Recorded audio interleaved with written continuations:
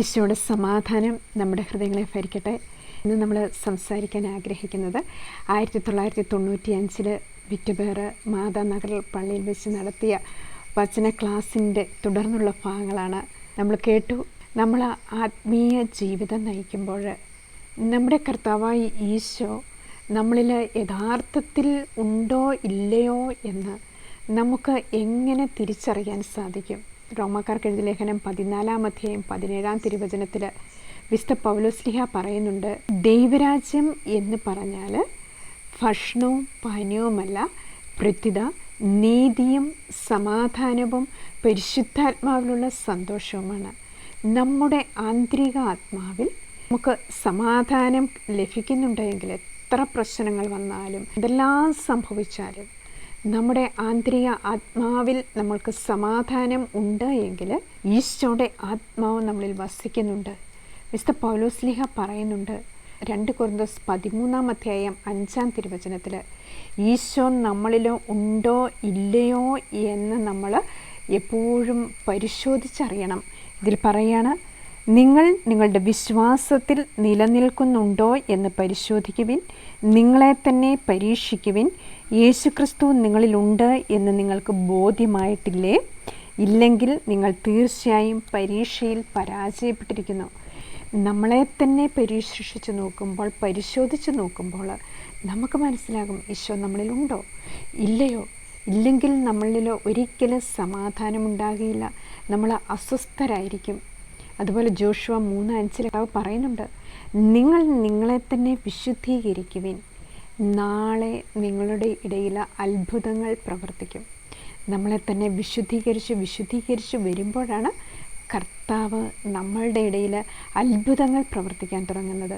അതുപോലെ തന്നെ നമുക്ക് പ്രാർത്ഥന ഇല്ലെങ്കിൽ, നമ്മൾ ഈശോയിൽ വന്നതിന് ശേഷം നമുക്ക് ദൈവവുമായിട്ടുള്ള പ്രാർത്ഥനാ ജീവിതത്തിൽ കുറവുകൾ സംഭവിക്കുമ്പോൾ, ഒരു 3-4 ദിവസം അടുപ്പിച്ച് നമ്മൾ വ്യക്തിപരമായ പ്രാർത്ഥനകൾ നടക്കാതിരിക്കുമ്പോൾ നമ്മിൽ സംഭവിക്കുന്നത് എന്താണ് എന്ന് വിശുദ്ധ പൗലോസ്ലീഹ പറയുന്നുണ്ട്. 2 കൊരിന്ത്യർ 12-ാം അധ്യായം 20-ാം തിരുവചനത്തിൽ വിശുദ്ധ പൗലോസ്ലീഹ പറയുകയാണ്, ഒരുപക്ഷെ ഞാൻ വരുമ്പോൾ ഞാൻ ആയിരിക്കുന്ന നിലയിൽ നിങ്ങളെയും നിങ്ങൾ ആഗ്രഹിക്കുന്ന നിലയിൽ എന്നെയും കാണാതിരിക്കുമോ എന്ന് ഞാൻ ഭയപ്പെടുന്നു.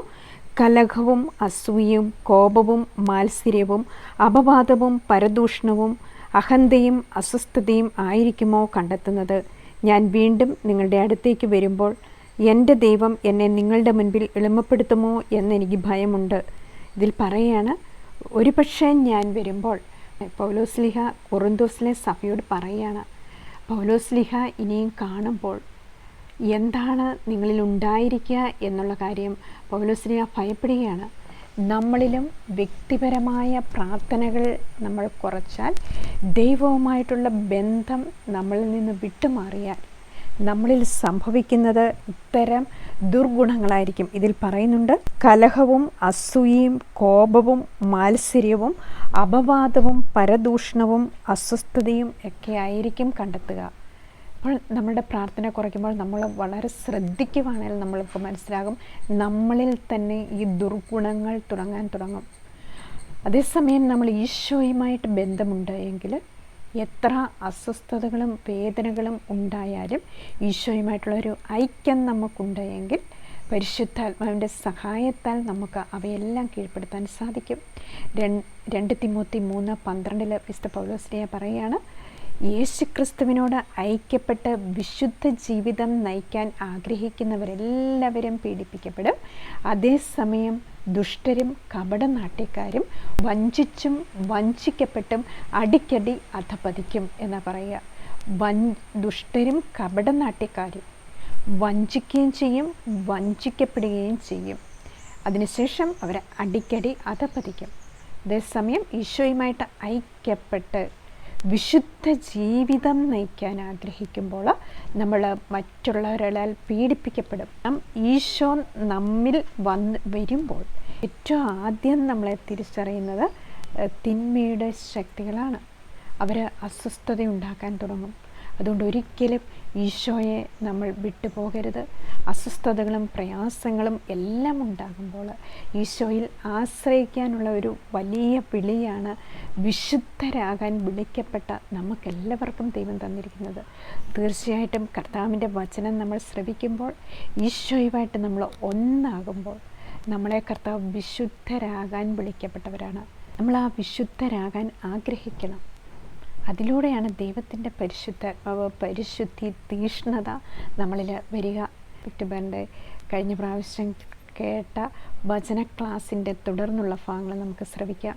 പറയുകയാണ്, അന്യായമായി പീഡിപ്പിക്കപ്പെടുമ്പോൾ ദൈവചിന്തയുടെ വേദനകൾ ക്ഷമാപൂർവം സഹിച്ചാൽ അത് അനുഗ്രഹ കാരണമാകും. മറ്റുള്ളവർ പറയുന്നത് കേട്ട് അനേകർ നമ്മളെ പീഡിപ്പിക്കും. ആദ്യത്തെ പീഡനം നമ്മുടെ ഇടയിൽ നിന്ന് തന്നെയായിരിക്കും. അത് നമ്മൾ സ്വീകരിക്കണം. അത് കഴിയുമ്പോൾ അവർ മാനസാന്തരപ്പെടും. കർത്താവിൻ്റെ കൃപയിൽ വരുമ്പോൾ കർത്താവിൻ്റെ പ്രവർത്തനം ഇങ്ങനെയാണ്. അപ്പോസ്തല പ്രവർത്തനം 5:38-39 ദൈവത്തിൽ നിന്ന് തുടങ്ങിയതെല്ലാം നിലനിൽക്കും, ഒരിക്കലും അസ്തമിക്കുകയില്ല. യോഹന്നാൻ 8:51 നമ്മിൽ വചനം നിലനിന്നാൽ ഒരിക്കലും നാം മരിക്കുകയില്ല.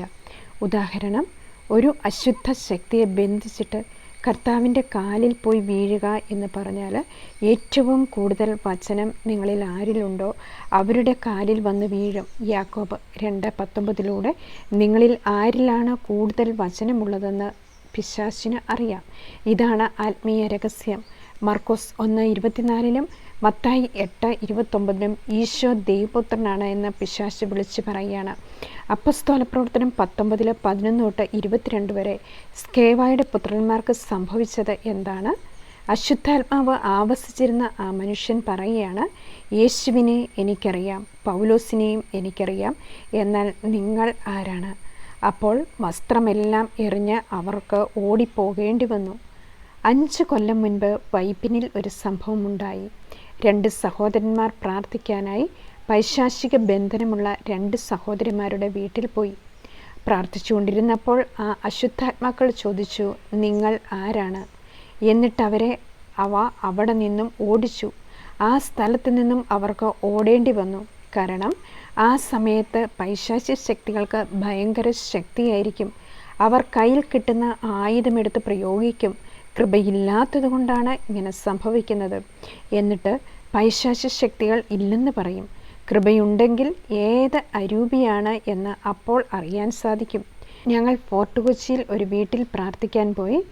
ആ വീട്ടിലെ ജോലിക്കാരി നേരെ നോക്കാതെ മാറി മാറി നിൽക്കുകയാണ്.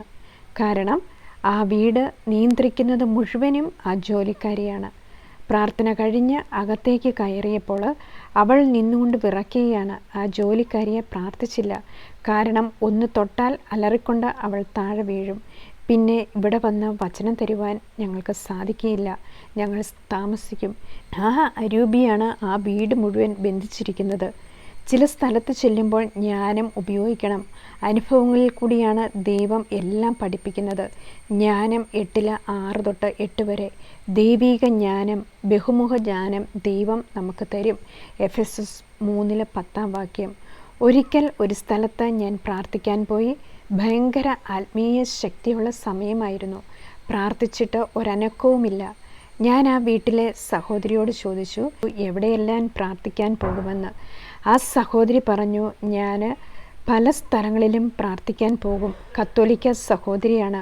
1 രാജാക്കന്മാർ 18:21 ആ സഹോദരി 2 വഞ്ചിയിലാണ് കാല് വെച്ചിരിക്കുന്നത്.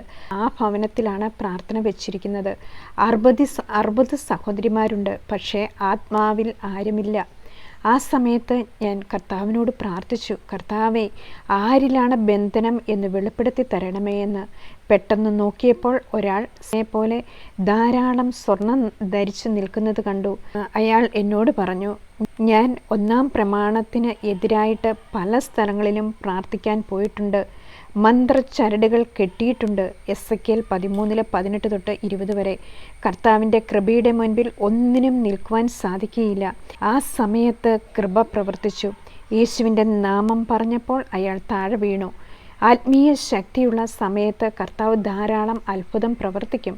റോമ 9:16-18 വരെ, റോമ 13:4-6 വരെ. ദൈവത്തിൻ്റെ ക്രോധം നടപ്പിലാക്കുവാൻ ഉപയോഗിക്കുന്ന ശുശ്രൂഷകർ നമ്മളാണ്. നാം വചനം പാലിക്കുകയും കൃപയിൽ വളരുകയും ചെയ്യുമ്പോൾ കർത്താവ് തരുന്ന ദാനമാണ് ഇവയെല്ലാം.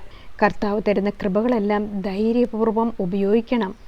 ആ സഹോദരനെ ബന്ധിച്ച് പ്രാർത്ഥിച്ചു കഴിഞ്ഞപ്പോൾ ആ പ്രാർത്ഥനാലയം സ്വതന്ത്രമായി.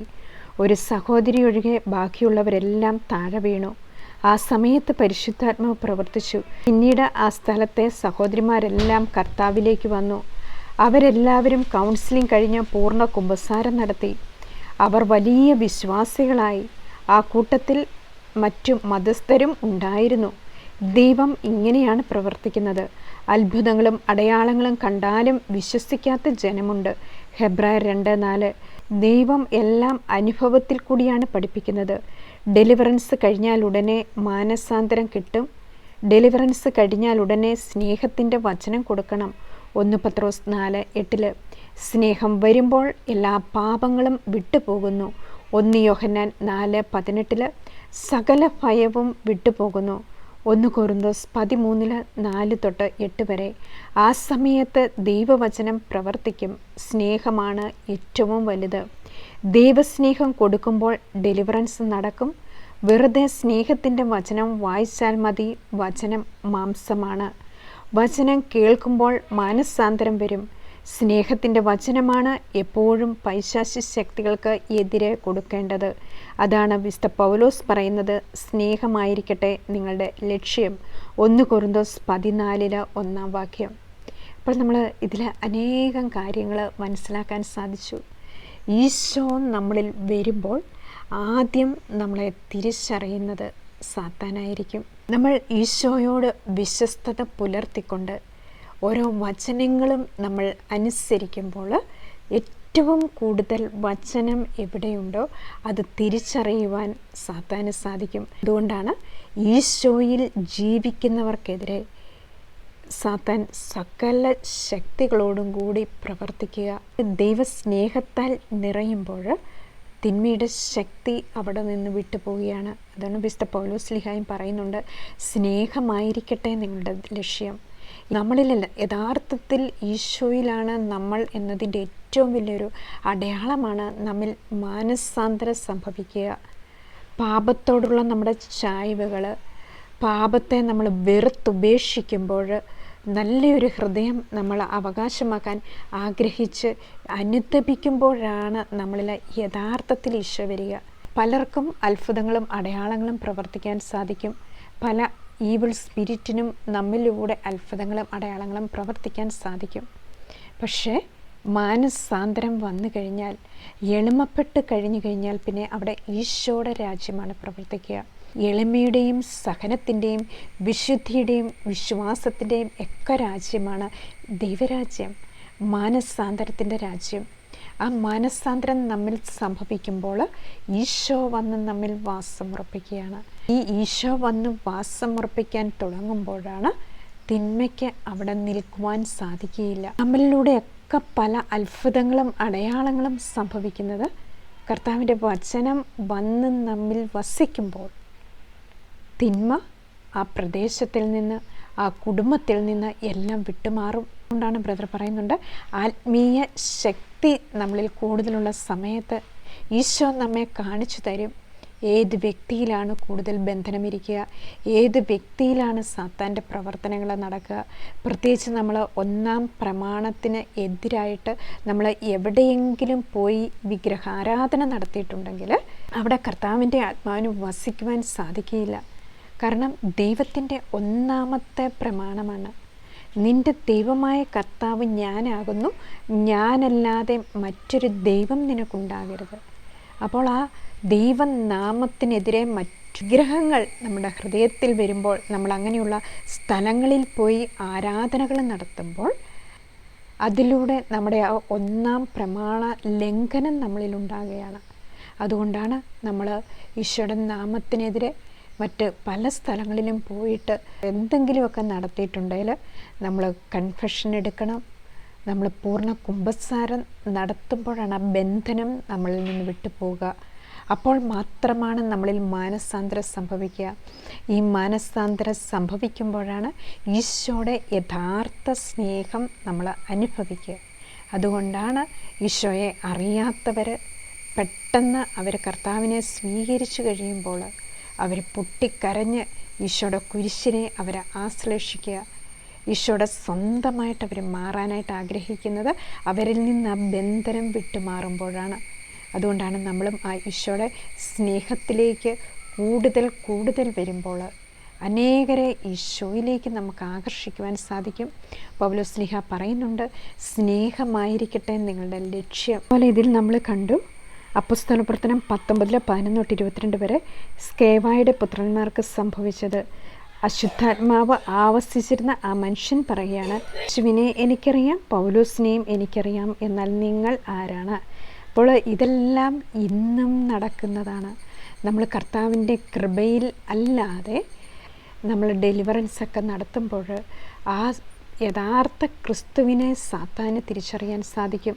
അവർ പറയുകയാണ്, ക്രിസ്തുവിനെ എനിക്കറിയാം, പൗലോസിനെ എനിക്കറിയാം, എന്നാൽ നിങ്ങൾ ആരാണ്? മനസ്സാന്തരത്തിലൂടെ ഈശോയുടെ സ്നേഹത്തിൽ നമ്മൾ ഉറച്ചുറച്ച് വിശുദ്ധി പാലിക്കുമ്പോൾ നമ്മൾ അറിയാതെ തന്നെ ഈശോ നമ്മിലൂടെ പ്രവർത്തിക്കുമ്പോഴാണ് യഥാർത്ഥത്തിൽ ഡെലിവറൻസ് നടക്കുക. ദൈവസ്നേഹത്താൽ നിറയുമ്പോഴാണ് ഡെലിവറൻസ് നടക്കുക, അഥവാ തിന്മയുടെ ശക്തികൾ വിട്ടുപോവുക. നമുക്കറിയാം, അമ്മ ത്രസ്യ പുണ്യവതി പ്രാർത്ഥിച്ച് ഈശോയുമായിട്ട് ലയിച്ചതിന് ശേഷം പുണ്യവതിയെ കാണുമ്പോൾ അന്ധകാര ശക്തികൾ കാറിക്കൊണ്ട് വീഴുന്നത് നമ്മൾ വായിച്ചിട്ടുണ്ട് അമ്മ ത്രസ്യ പുണ്യവതിയുടെ പുസ്തകത്തിൽ. കാരണം ആ പുണ്യവതിയിലെ ആത്മീയ ശക്തി വളരെ വലുതായിരുന്നു. തിന്മയ്ക്കൊരിക്കലും ആ ഈശോയുടെ നാമത്തിൻ്റെ മുൻപിൽ, ആ ദൈവിക ചൈതന്യത്തിൻ്റെ മുൻപിൽ നിൽക്കുവാൻ സാധിക്കുകയില്ല. അവന് തിരിച്ചറിയാൻ സാധിക്കും ദൈവിക ശക്തിയെ. നമ്മൾ കാണുന്നുണ്ട് അനേകം വിശുദ്ധർ അവരെ കണ്ടു കഴിയുമ്പോഴേ സാത്താൻ അലറിക്കൊണ്ട് പുറത്ത് പോവുക. അതുപോലെ തന്നെ ഈ സാത്താൻ അവരെ അസ്വസ്ഥപ്പെടുത്തുന്ന പല സംഭവങ്ങളും നമ്മൾ കണ്ടിട്ടുണ്ട്. അതുപോലെ റോമാക്കാർക്കെഴുതിയ ലേഖനം 13:4-6 വരെയുള്ള വചനത്തിലും കർത്താവിന് പ്രവർത്തിക്കുന്നത് ആരിലൂടെയാണ്? ഈശോ പ്രവർത്തിക്കുന്നത് നമ്മളിൽ ഓരോരുത്തരിലൂടെയുമാണ്. വിശുദ്ധിയിൽ നമ്മൾ ജീവിക്കുമ്പോൾ ഈശോയ്ക്ക് പ്രവർത്തിക്കാനും ഈശോയ്ക്ക് വന്ന് വസിച്ച് ഈശോയ്ക്ക് വന്ന് വാസം അർപ്പിക്കുവാനും ഏറ്റവും പ്രധാനപ്പെട്ടത് നമ്മുടെ ഹൃദയമാണ്.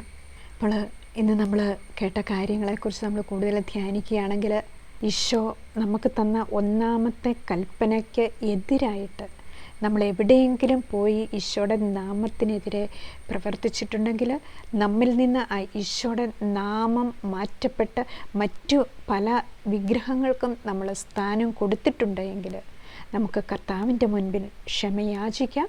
നമുക്ക് കുമ്പസാരത്തിലൂടെ അത് നമ്മൾ ഏറ്റു പറഞ്ഞുകൊണ്ട് തിരിച്ച് നമ്മുടെ ഹൃദയത്തിൻ്റെ നാഥനും ദൈവവും കർത്താവുമായിട്ട് ഈശോയെ നമ്മുടെ ഹൃദയത്തിൽ വെച്ച് പൂജിക്കുവാനും അത് നമ്മുടെ അധരങ്ങൾ കൊണ്ട് ഏറ്റുപറഞ്ഞ് ഹൃദയത്തിൽ നമ്മുടെ ഈശോയ്ക്ക് സ്ഥാനം കൊടുക്കുവാനും നമുക്ക് ആഗ്രഹിച്ച് പ്രാർത്ഥിക്കാം. അതിനുവേണ്ടി പരിശുദ്ധ മറിയം നമ്മളെ സഹായിക്കട്ടെ. തിന്മയുടെ ശക്തിയെ ഒരിക്കലും നമ്മൾ ഭയപ്പെടാതിരിക്കുവാൻ, ദൈവസ്നേഹം വന്നു കഴിയുമ്പോൾ മാത്രമാണ് ഭയം നമ്മളിൽ നിന്ന് വിട്ടുപോവുക. ദൈവസ്നേഹത്തിൻ്റെ നീളവും വീതിയും ഉയരവും ആഴവും ഗ്രഹിക്കുവാൻ നമുക്ക് ശക്തി തരുവാൻ പരിശുദ്ധ മറിയത്തിൻ്റെ മധ്യസ്ഥത നമുക്ക് യാചിക്കാം. ഈശോയുടെ വാഗ്ദാനങ്ങൾക്ക് ഞങ്ങൾ യോഗ്യരാവാൻ സർവേശ്വരൻ്റെ പരിശുദ്ധ ദൈവമാതാവേ ഞങ്ങൾക്ക് വേണ്ടി അപേക്ഷിക്കണമേ. ആമേൻ.